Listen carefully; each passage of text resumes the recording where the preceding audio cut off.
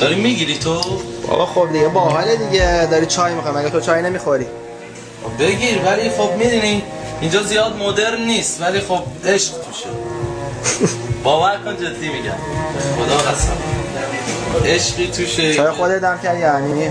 چای رو معمولا دم میکنیم دیگه، هر کی دستش رسید، ولی مدرن نیست و تو فیلم نباشه زشت نیست.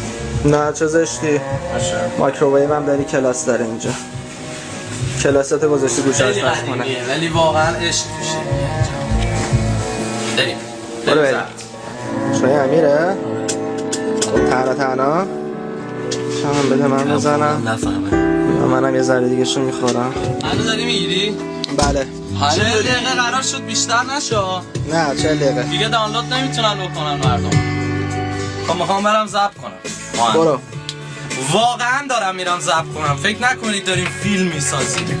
واقعا دارم میرم ضبط کنم و واقعا همه چی اتفاقی بود. همین الان شد. اون تو دیگه تاریکه دیگه، چی کجا میری؟ نه من روشنش میکنم.